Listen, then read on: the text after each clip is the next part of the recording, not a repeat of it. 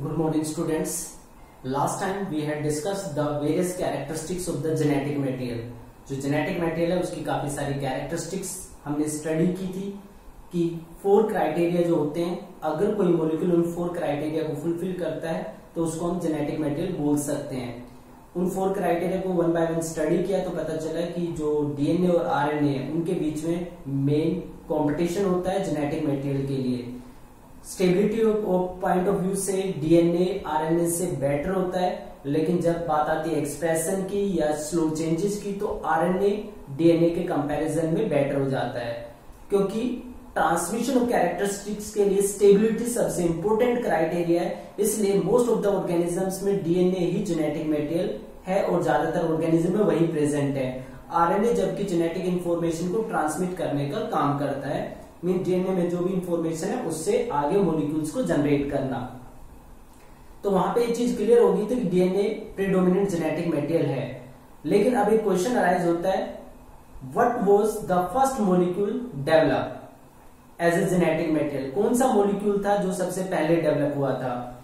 क्या वो आरएनए था या डीएनए था?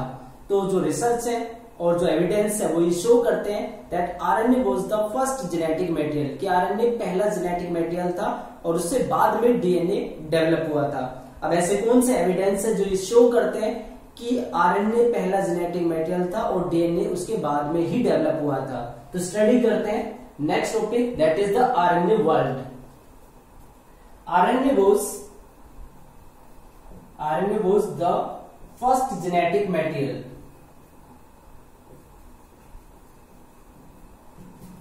फर्स्ट जेनेटिक मटेरियल, आरएनए पहला जेनेटिक मटेरियल था। ये बात रिसर्च से क्लियर हो पाई है, लेकिन क्या एविडेंस है? क्योंकि किसी भी स्टेटमेंट को हम प्रूफ नहीं मान सकते जब तक उसका एक्सपेरिमेंटल प्रूफ ना आ जाए या एक्सपेरिमेंटली उसको एनालाइज ना कर लिया जाए। तो क्या एविडेंसेस है कि आरएनए ही पहला जेनेटिक मटेरियल था? So what are the various evidences? First, most of you can say various essential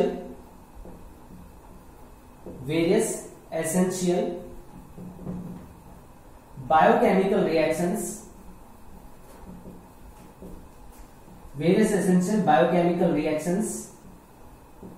like metabolism, translation,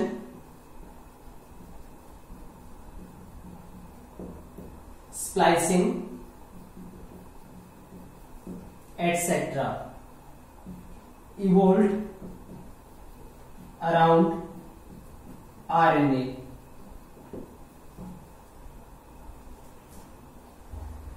various essential biochemical reactions, बहुत सारी ऐसी एसेंशियल बायोकेमिकल प्रोसेस है like metabolism means all type of reactions occurring in a cell.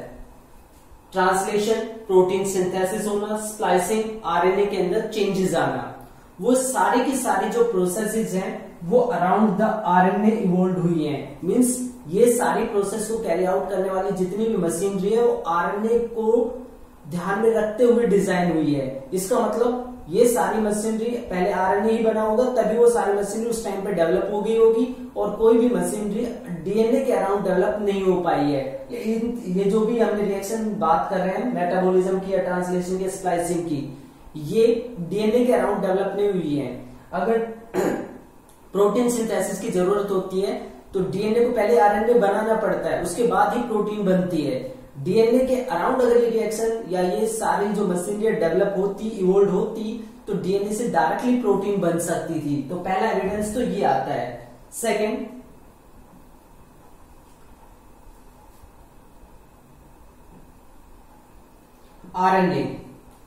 RNA acts as genetic material and catalyze and acts as a catalyst and as a catalyst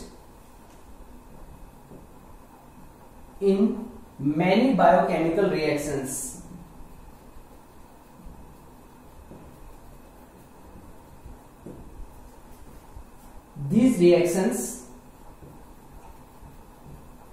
these reactions are not catalyzed by protein enzymes. Second evidence आता है कि RNA acts as a genetic material. आज जो viruses है उनके अंदर RNA genetic material होता है, ये एक चीज क्लियर है। Second, RNA also acts as a catalyst, ये कैटलिस्ट की तरह भी काम करता है इन मैनी बायोकेमिकल रिएक्शंस। कई सारी बायोकेमिकल रिएक्शंस हैं जो आरएनए से कैटलाइज्ड होती है, यानी कि आरएनए मॉलिक्यूल खुद उस रिएक्शन को कैटलाइज करता है और उन रिएक्शन को कोई भी प्रोटीन एंजाइम कैटलाइज नहीं कर पा रहा है। मीन्स एंजाइम्स जनरली प्रोटीन के बने होते हैं। अब अगर एंजाइम प्रोटीन के बने हुए हैं और प्रोटीन के एंजाइम ज्यादातर रिएक्शन को कैटलाइज करते हैं, तो उन रिएक्शन को क्यों नहीं कैटलाइज कर पा रहे जिनको आरएनए कैटलाइज करता है? इसका मतलब आरएनए पहले बना था और जिस रिएक्शन को वह कैटलाइज कर पाता उसके लिए आज भी कोई प्रोटीन एंजाइम नहीं बन पाया है। तो ये दो एविडेंस है जो शो करते हैं कि जो आरएनए है वो पहले डेवलप हुआ था। पहले तो जो मशीन थी वो सारी आरएनए के को ध्यान में रखते हुए डिजाइन हुई है। दूसरा, आरएनए कुछ के अंदर जेनेटिक मटेरियल है और यहाँ पे कैटलिस्ट का काम भी करता है और उनके रिएक्शंस को कैटलाइज करता है जिनको कोई भी प्रोटीन एंजाइम कैटलाइज नहीं कर सकता है। तो ये दो एविडेंस शो करते हैं कि आरएनए पहला जेनेटिक मटेरियल था। अब क्वेश्चन अराइज होता है कि अगर आरएनए पहला जेनेटिक मटेरियल था तो फिर डीएनए के बनने की जरूरत क्यों पड़ी? डीएनए क्यों इवोल्व हुआ? तो अब क्या रीजन था कि डीएनए इवोल्व हुआ और डीएनए ने आरएनए की जगह एज ए जेनेटिक मटेरियल की जो जगह थी वो लेनी चाहिए? तो क्या रीजंस थे इसके? First, RNA being a catalyst, RNA being a catalyst is highly reactive and unstable. RNA catalyst की तरह काम करता है और जो भी मॉलिक्यूल कैटलिस्ट की तरह काम करता है वो काफी रिएक्टिव होगा और जो जितना ज्यादा रिएक्टिव होता है वो उतना ज्यादा अनस्टेबल होता है। इसका मतलब आरएनए की कैटालिटिक नेचर ने उसको अनरिएक्टिव यानी कि अनस्टेबल बना दिया है, जबकि जेनेटिक मटेरियल के लिए स्टेबिलिटी काफी इंपॉर्टेंट फैक्टर होता है। इसलिए अब किसी स्टेबल कंपाउंड की जरूरत पड़ी और जिसकी वजह से डीएनए का एवोल्यूशन हुआ as a stable molecule. As a result, evolution of DNA from RNA with some chemical modification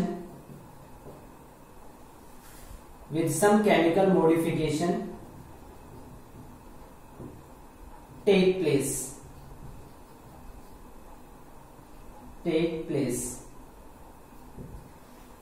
इसलिए स्टेबिलिटी प्रोवाइड करने के लिए डीएनए का एवोल्यूशन हुआ आरएनए से कुछ केमिकल मॉडिफिकेशन के साथ। आरएनए के अंदर राइबोज शुगर होती है यानी कि सेकंड प्राइम का हाइड्रोक्सिल ग्रुप होता है। स्टेबिलिटी प्रोवाइड करने के लिए उसमें से हाइड्रोक्सिल ग्रुप को हटा दिया गया, वहां पे सिर्फ एच बच गया, स्टेबिलिटी बढ़ गई, जो हम पहले डिस्कस कर चुके हैं लास्ट वाले लेक्चर में।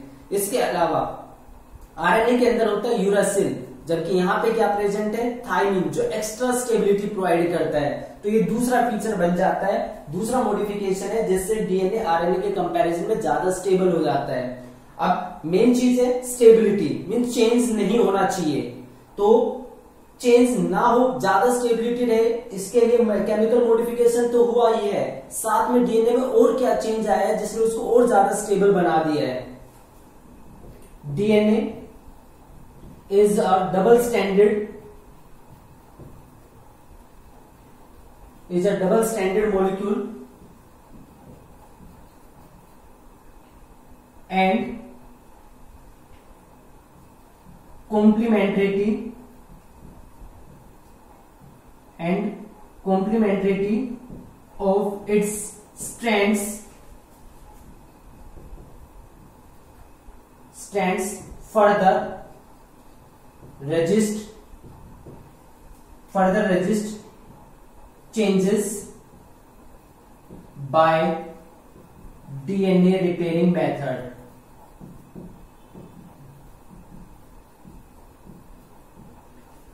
नेक्स्ट कैरेक्टरिस्टिक जो आती है कि ठीक है, डीएनए का एवोल्यूशन हो गया आरएनए के साथ कुछ केमिकल मॉडिफिकेशन की वजह से, जिससे वो ज्यादा स्टेबलाइज हो गया। इससे और ज्यादा स्टेबिलिटी कैसे मिली? डीएनए डबल स्टैंडर्ड है जबकि आरएनए सिंगल स्टैंडर्ड होता है। अब डबल स्टैंड होने से कैसे स्टेबिलिटी एक्स्ट्रा हो सकती है?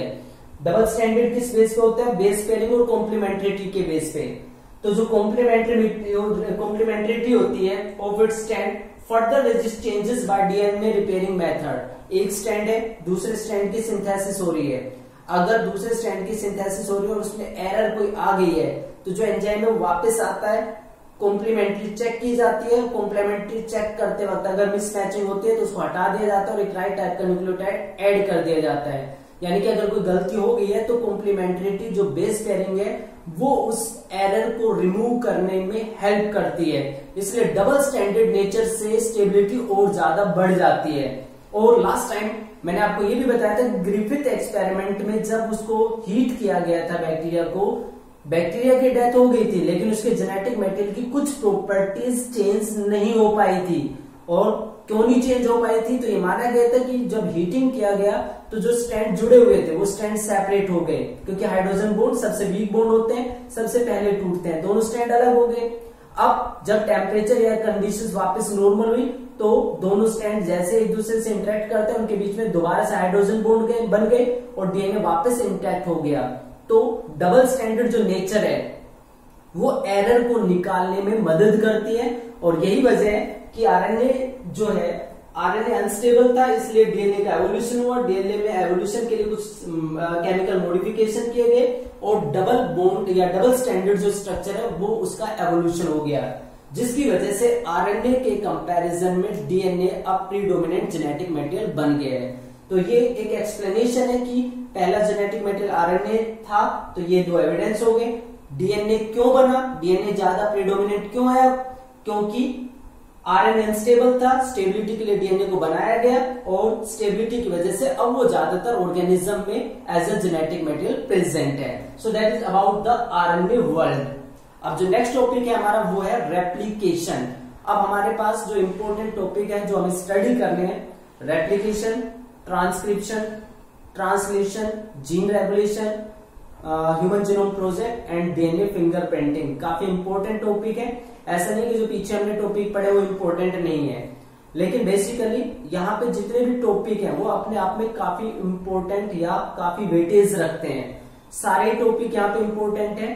तो अब जो रेप्लिकेशन है उसमें आपको पता चलेगा कि जब भी कोई सेल डिवाइड करती है तो डिवाइड करने से पहले वो अपने सारे जो ऑर्गेनीज है, मॉलिक्यूल से उसको डुप्लीकेट करती है। तो यहाँ पे डीएनए का भी डुप्लीकेशन होता है और जो डीएनए डुप्लीकेशन की प्रोसेस है उसी को हम बोलते हैं replication.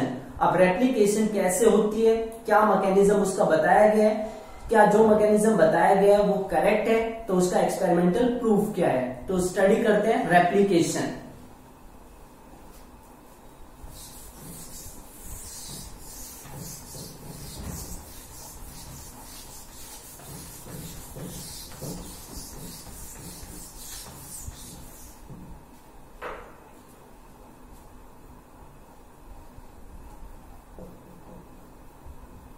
Replication, that is the process of copying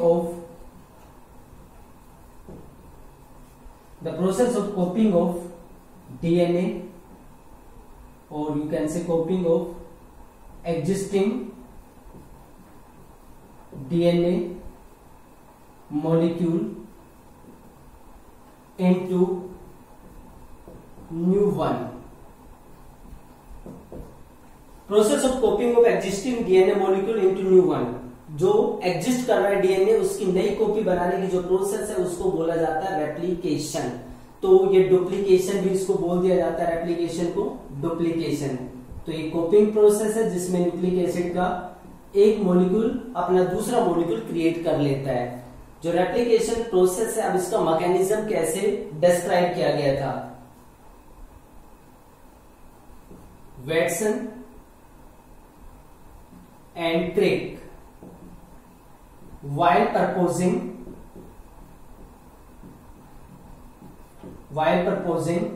the double helix double helix model of DNA. While proposing the double helix model of DNA, also gave a scheme for the replication of DNA. उन्होंने ये बोला था कि जो DNA वो double standard की form में present होता है। अगर अब कोई मॉलिक्यूल डबल स्टैंडर्ड की फॉर्म में प्रेजेंट है तो फिर वो अपनी कॉपी कैसे कर सकता है। आपको याद रखना चाहिए कि डबल स्टैंडर्ड का मतलब है जिसमें नाइट्रोजन बेस अंदर की तरफ प्रोजेक्ट होते हैं। अब अंदर की तरफ प्रोजेक्ट है तो ये बिल्कुल वैसे हो गया जैसे एक बुक को बंद कर दिया जाए। और अगर एक बुक बंद है तो क्या सिर्फ कवर से हम उसके अंदर के सारे कंटेंट को स्टडी कर सकते हैं? तो नहीं कर सकते जब तक हम उसको ओपन नहीं करेंगे। तो डीएनए जब डबल स्टैंडर्ड है, इस तरीके से जुड़ा हुआ नाइट्रोजन बेसिस अंदर की साइड है, तो उन्हीं के कॉम्प्लीमेंट्री तो दूसरा स्टैंड बनता है। तो फिर ऐसा कौन सा मैकेनिज्म हो सकता है जिससे डीएनए मॉलिक्यूल अपने आप को सिंथेसाइज कर सके? तो उन्होंने डबल हेलिक्स मॉडल तो दिया, साथ में ये भी बताया कि डीएनए अपने आप को डुप्लीकेट या रेप्लिकेट कर कैसे सकता है, वो स्कीम उन्होंने दी। अब वो स्कीम की बात करते हैं कि कौन सी स्कीम उन्होंने दी थी, वो स्कीम क्या कहती है। The scheme suggested that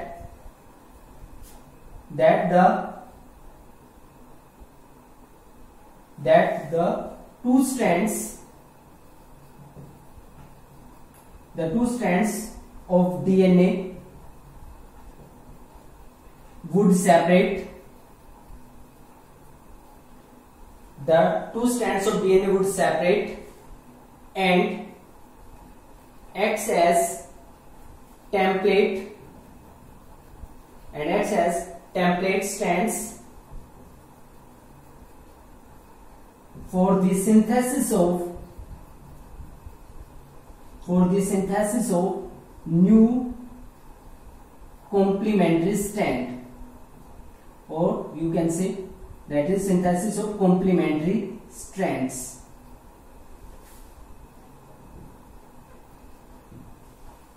After completion of replication, each molecule of DNA consists of one old strand and one new strand.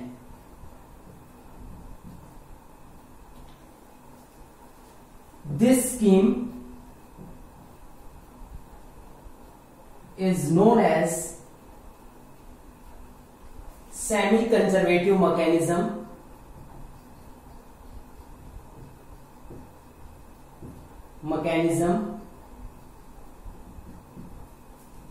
of DNA replication. क्या मतलब हुआ इसका? सबसे पहले वेटसन और क्रिक ने जब अपना डबल हेलिक्स मॉडल दिया था डीएनए का, तो साथ में एक स्कीम भी बताई थी कि डीएनए कैसे रेप्लिकेट होता है, क्योंकि डबल हेलिक्स मॉडल के अकॉर्डिंग उनके नाइट्रोजन बेस अंदर की तरफ छिप गए हैं, तो फिर रेप्लिकेशन कैसे होगा, तो उसका आंसर भी उन्होंने साथ में ही दे दिया था। उन्होंने जो स्कीम दी थी वो क्या सजेस्ट करती है?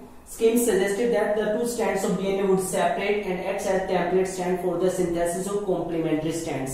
कि जो डीएनए है, डीएनए के दोनों स्ट्रैंड सेपरेट हो जाते हैं और दोनों जो स्ट्रैंड्स है जो सेपरेट हो जाता है तो वो टेम्पलेट की तरह काम करते हैं। टेम्पलेट का मतलब होता है एक ऐसा स्ट्रैंड जिसके कॉम्प्लीमेंट्री दूसरा स्ट्रैंड सिंथेसाइज किया जाता है, जिसकी इंफॉर्मेशन का यूटिलाइजेशन किया जाता है for the synthesis of new strand. तो टेम्पलेट का वो काम करते हैं दोनों स्ट्रैंड, और उन टेम्पलेट स्ट्रैंड से कॉम्प्लीमेंट्री स्ट्रैंड्स बन जाते हैं। जैसे ही डीएनए की रेप्लिकेशन कंप्लीट हो जाती है, DNA each molecule of DNA consist of one old strand and one new strand. अब जैसे मान लो हमारे पास ये डीएनए के स्ट्रैंड है, ये सेपरेट हो जाते हैं। सेपरेट होने के बाद अगर जो नया स्ट्रैंड बनता है वो यहां पे बनेगा।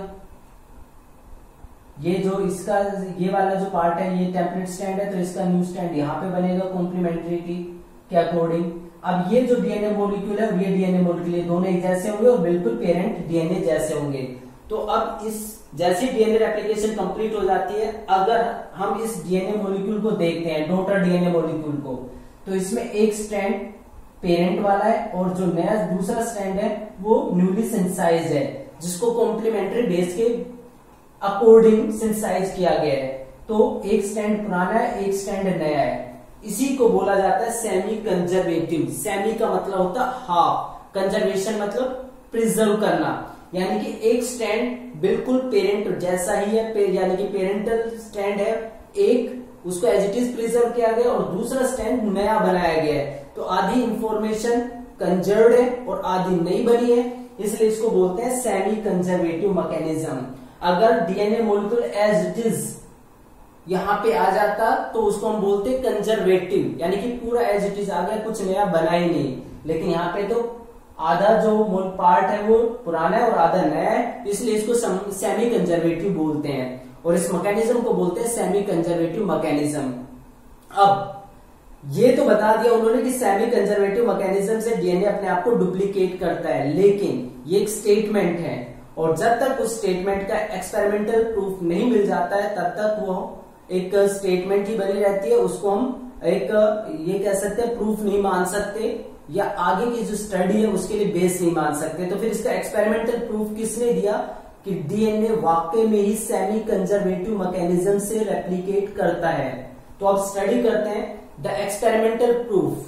क्या एक्सपेरिमेंटल प्रूफ था सेमी कंजर्वेटिव मैकेनिज्म के लिए?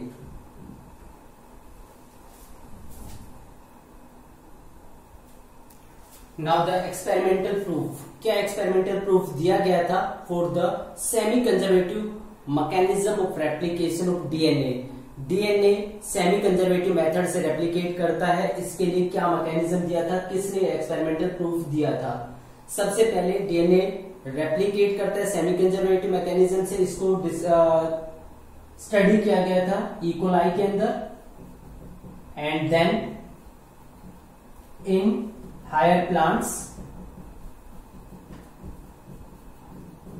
And animals. फिर इसको हायर प्लांट्स और एनिमल्स के अंदर स्टडी किया गया था। ये स्टडी ई कोलाई के अंदर सबसे पहले की गई थी। तो इस स्टडी को करने वाले जो पर्सन थे वो थे मैथ्यू मिचेल्सन